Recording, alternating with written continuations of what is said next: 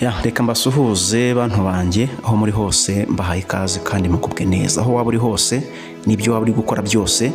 Nkusabiye umugisha ku Mana kugira ngo ukomeze ubihahiremo kandi uronke, kandi kirutaho ubona umugisha. Bidatinze rero nonaha ngiye kubabwira ibintu bitanu bikunzwe cyane hano mu gihugu cyacu ndetse no hanze yacyo. Nivuga hanze yacyo ubwo no bindi bihugu byose, umenye ngo twese tubihuriyeho, yaba ukomeye yaba woroheje, yaba umukire yaba umukene, yaba umuyobozi yaba umuyoborwa, yaba umuzungu yaba umwirabura. Ibintu bitanu twese tubihuriyeho, twese turabikunda, kandi kubikunda hakaba hari abantu babikunda ntibabibone.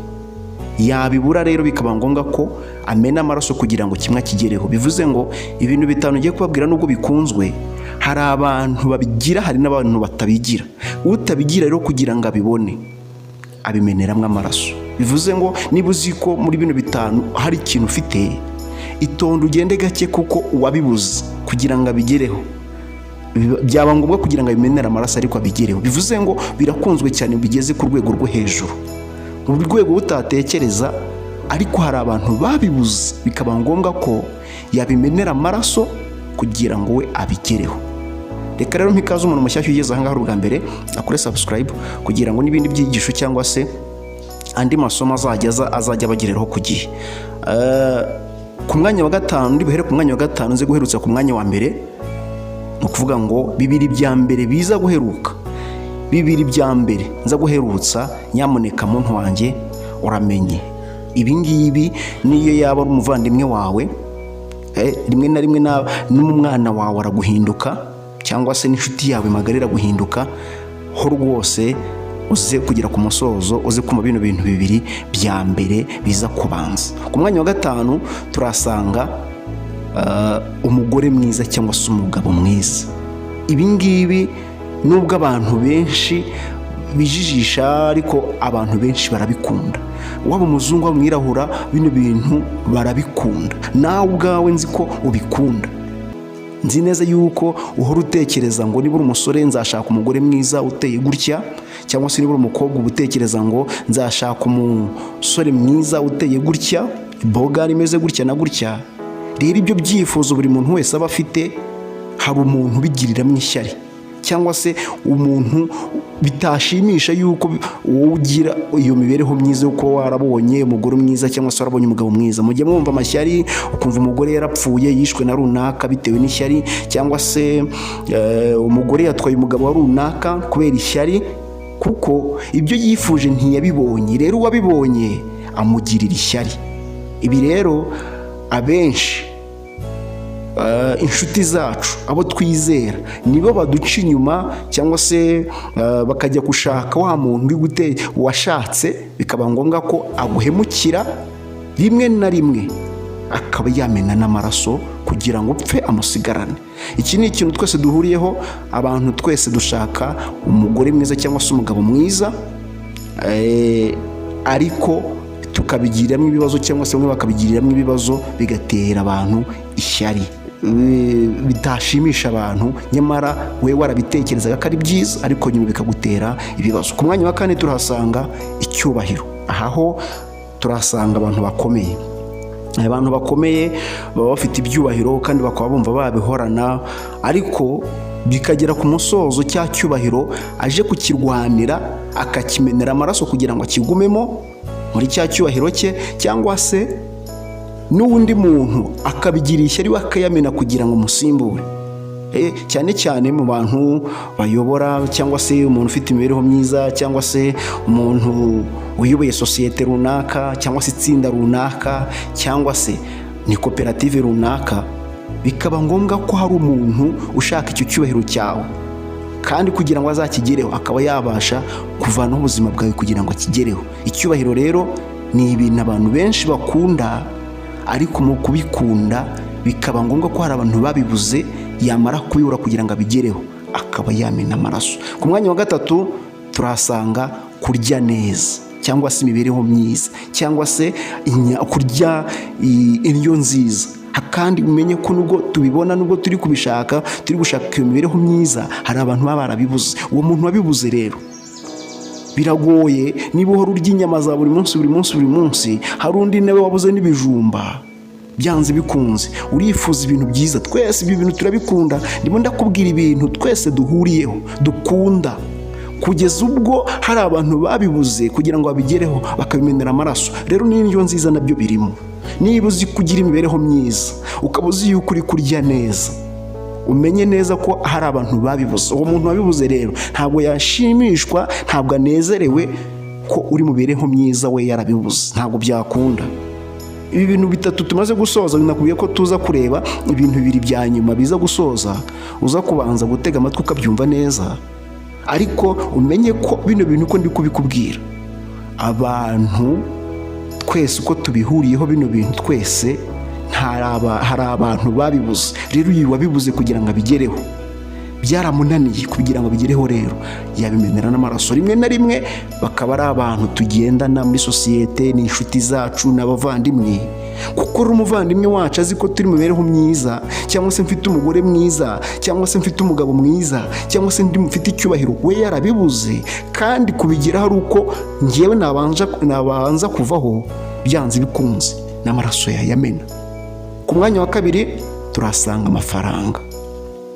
Nimvuga amafaranga, hari abantu mujya mwumva ngo bafatanije itsinda runaka, cyangwa se bafatanije koperative, cyangwa se bafatanije igikorwa runaka, bagihuriyeho. Wenda urugero, n'abantu babiri bashinze kampani, bamara gushinga kampani ikiyubaka igatera imbere, kandi ari abantu babiri, umwe muri bagahita yimukira undi kugira ngo ayisigarane. Ibyo bintu turabyumva kandi bibaho, ni ibintu kandi binumvikana. Bibona nubwo baba ari abavandimwe ku bijyanye n'amafaranga. Ndakubwira ngo bino bintu bitanu uko ndi kubikubwira, nyamuneka hari abantu babishatse babibuze, kandi azi neza, niba azi neza ko kubigeraho ari uko abanza ukava mu nzira, yabikora. Ntabwo bino bintu bitanu ndi kubikubwira ntuzabyizereremo umuntu, oya, gumana ibyawe kandi ubikore bucece, kuko umunyabwenge nyakuri nukora ibintu bucece, apana kujya kubitangaza ngo agiye kubigaragaza abantu bose birebe. Oya, kora ibyawe utuje kandi bucece. Rero ku mafaranga, nufatanya n'umuntu amafaranga kandi uzi neza yuko ari wowe wifashije, bona nubwo waba utifashije, biragoye kugira ngo uzahuze n'umuntu ku mafaranga. We rero kuko azi neza yuko ari we muyafatanije, isaha n'isaha yagukuraho, we agasigara yidagadura muri wa mutungo mwari mufatanije mwese. Ku mafaranga, bona nubwo yari umuvandimwe wawe, yaba rimwe na rimwe n'ababyeyi bawe baraguhinduka, inshuti zawe zo ni ngombwa, kuko niba utari guhuza n'umuvandimwe wawe, ntuhuze n'umuntu muhuje amaraso, ntabwo umwana wo ku gasozi muzahuza. Mwahuza gute? Mu mafaranga, kandi ashaka kuyanezererwamo wenyine, kandi ari menshi, bona nubwo yaba make. Hari n'abantu bazira ibiceri 500, bakazira ibiceri 500 bakabishwanira, umwe akica undi kubera ibiceri 500. Ibaze noneho mufite amamiliyoni. Rero ku mwanya wa mbere ni ibijyanye na sex. Ni ibintu twese dukunda, ibintu twese twisanzemo, umubiri wose cyangwa se ubugingo bwacu bwose tukaba twarisanzemo tutabishaka. Kuko umuntu wisanze ari gushaka umugore mwiza cyangwa se umugabo mwiza, si uko nta kundi yabigenza, nuko ari kubyifuza nyine, kandi kubigeraho agomba kubiharanira. Umuntu uri gushaka icyubahiro ntabwo wajya kukimukuraho kandi yarakibonye, kandi umenye ko hari undi nawe uri kugishaka, uwo nawe niko yisanze. Kandi buri muntu wese niko twisanga. Umuntu uri kurya neza indyo nziza, buri muntu wese nuko yisanze, abashaka kurya neza akagira imibereho myiza. Kandi twibuke ko nubwo tubibona bamwe, hari abandi nabo babibura. Uwabibuze rero agahora akora, akagerageza imyaka ingana gute ari gushakisha, bikanga, kumubwira ngo yakihangana kugeza forever mu minsi y'ubuzima bwe, oya, yakwemera akakwiyahura ariko akazagira ubuzima bwiza nawe. Ku mafaranga, twese tuvuka dushaka amafaranga. Waba umwana ukarinda ugera ku busaza, ugakuka amenyo, ukarinda ushyingurwa, uba ugishaka amafaranga. Rero iki kintu cya sex ari nacyo cya nyuma, ni ibintu abantu bose bakunda. Guhera ku myaka bimaze kugira uturaso dushyushye, uyu muntu atangira gushaka ibintu. Rero iyo abishatse, cyangwa se iyo ashatse kino gikorwa, rimwe na rimwe yatanga n'ibyo afite byose kugira ngo agere ku cyo yifuza kugeraho. Ntabwo rero ibintu bitanu nkubwiye ntuzizere umuntu ngo muzabihurizamo, oya, ibi ni iby'abantu umwe ku giti cye, kandi uko ubikunda ni nako nanjye mbikunda, n'undi abikunda, na mukuru wawe n'umuvandimwe wawe n'umuzungu n'umwirabura, uworoheje n'ukomeye, twese turabikunda. Rero kubikunda hari umuntu warabibuze, kubibura rero yamena amaraso kugira ngo abigereho. Reka rero mushimire muntu wanjye, ndatekereza ko ibintu nkubwiye ari ibintu by'agaciro. Ibintu 5 niba uzi ko ufitemo kimwe, kigenzemo gake, ugende witonze, ntugire umuntu muza kugihurizaho ngo mugifatanyirizeho, buretse ko bitari na ngombwa ko mugifatanyirizaho, kuko ntabwo abantu babiri bafatanya umugore, ntibishoboka. Nta nubwo banafatanya umugabo, nabwo ntibyashoboka, kuko umwe yakwica undi. Ntabwo abantu babiri bafatanya icyubahiro, oya, nubwo ibyubahiro biba birenze we kimwe gisumbyeho ikindi, ariko icya mbere ni uko abantu babiri bahuje mu cyubahiro kimwe, umwe yica undi kugira ngo agisigaremo. Indyo nziza ushobora kurya neza, nanjye nkarya neza, ariko ntabwo warya neza wabibuza kureba rimwe ngo azahora kureba iminsi 2, iminsi 3, iminsi 4, iminsi 5, ngo iminsi y'ubuzima bwe azahora kureba urya neza, we yabibuze. Ntibyashoboka. Ku mafaranga ntabwo, nubwo tuvuga ngo turahuza ku mafaranga, tugashinga amakoperative, amatsinda n'ibiki, ariko ishyari riba rihari. Hari abantu batishimye. Rero ko kwishima hejuru y'amafaranga, kandi azi neza ko uramutse uvuyeho yasigarana wenyine, yamena amaraso. Noneho byagera kuri sexe ho, abantu twese, abantu bose, ikiremwa muntu cyose, ikiremwa muntu, si n'ikiremwa muntu ahubwo ikiremwa cyose cyo ku isi kirabikunda. Rero kubikunda, ubwo ndavuga ku muntu wemera agatega akajya gushaka undi i Burayi kugira ngo babonane ijoro rimwe cyangwa se icyumweru, nyuma bongere batandukane, aha hantu n'amaraso barayamena. Hari benshi tujya twumva ngo yafatiye umuntu kwa runaka aramwica. Ibyo bintu ni ibintu twumva cyane. Reka rero mushimire muntu wanjye, ndatekereza ko ibintu nkubwiye ari ibintu by'agaciro kandi byiza cyane. Wandika muri komenti niba unyuzwe n'iki cyigisho. Icyo ngamije ni ukukubwira ngo weho kora ibyo ukora kandi ubikore bucece, kuko umunyabwenge nyakuri ni ukora ibintu bicece kandi neza.